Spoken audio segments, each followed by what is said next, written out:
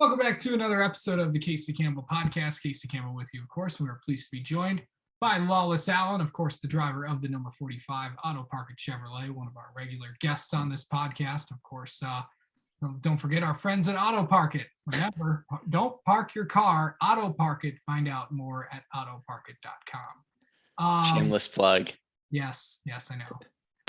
What's up, buddy? How are you? I'm just happy to be here. I'm always happy to be here. You know me. So, of course, as you embark on of course, you're heading to Sonoma. Well, let's talk about what you're doing this weekend.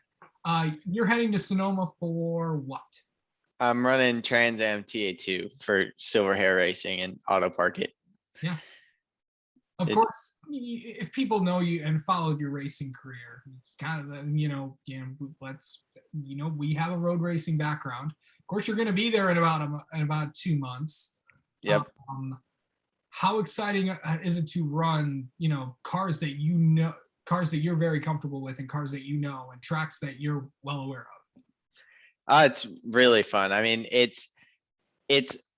I love going back and running TA2 because it's no pressure. Like Truck Series, naturally, there's a ton of pressure. And whether it hasn't really been, we've had some bad luck so far this year. So the pressure's been mounting. So it's nice to just take 2 weekends off and just go and drive as fast as I can. However it ends up, it ends up. It feels good to be able to go and just do what I know I can do and just drive. And it really helps that, or it certainly doesn't hurt that we're going to the same track that I'm running this weekend in about a month and a half or so in the truck. So hopefully it gives me a leg up. It's not the same layout exactly, but I think just general sight lines, getting back in the swing of the track. I'm excited for it. Yeah, you correct me if I'm wrong. T2 is running the carousel, if I'm not mistaken, right? Yeah. Okay. Of course, last year of course NASCAR did. Of course, NASCAR is going back to the I think it's called not the boot. That's Watkins Glen. The Cup layout, I think. The old Cup layout. There's a name for it. I'm gonna forget. Yeah. We'll encounter that when we get there. But of course, next week at Darlington, of course, begins a 8-race stretch for the Truck Series, which is always exciting, and which has been mixed with a lot of different reactions from a lot of different people. Drivers are excited about it. Yeah. I know it's going to take a toll on a lot of crew members as well. Oh, definitely. I mean, the crews work so hard already with having off weekends in between races, but 8 weeks in a row, it's going to be tough, especially for the crews that go and travel with us. But it's part of the game, but I wouldn't be able to do it without all those great guys over at Nice just putting together great trucks. We're a little bit ahead, so we're working on some of the trucks later on so that we take some load off our guys later on. But they work hard for me. I'm just trying to get the results for them so that this 8-week stretch doesn't feel quite so long. Yeah, for sure. And it's a stretch that's going to take you all across the country, from Darlington to Kansas to Texas to Charlotte, to WWT Raceway Gateway, Sonoma to Knoxville. Oh gosh, Nashville. And then of course a week off, then Mid Ohio, and then of course the cutoff race at Pocono at the end of July, and then July 31st playoffs begin. Yep. Okay, let's talk about that. When you go to Darlington, of course, it's Throwback Week. Of course, you announced your throwback a few weeks ago. You're going to be throwing it back to. Of course, you're throwing it back to, and of course, everybody loves Jeff Gordon throwbacks. There's a lot of them across Cup, Xfinity, and trucks. But you're specifically throwing it back to the Jeff Gordon's 2007 Coke 600 scheme that he ran in that race. I know you were looking at throwbacks to do, and just came across this one. Yeah. So I really wanted to run a throwback, but it was kind of hard getting. I had a little bit. It had to be blue. That was basically my limitation, but it was hard trying to find a cool blue throwback scheme.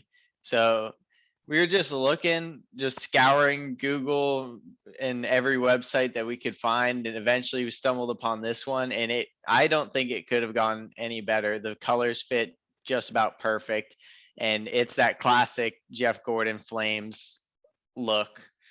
So I'm really excited for it. I really want a die cast of it.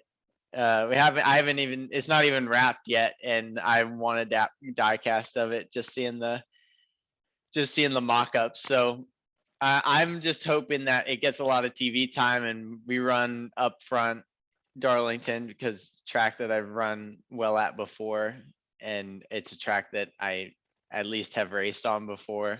Yeah. So with Nice. So I'm excited to get Darlington going. It's my favorite oval track, and it's always a blast. Yeah. So yeah, I want one too now.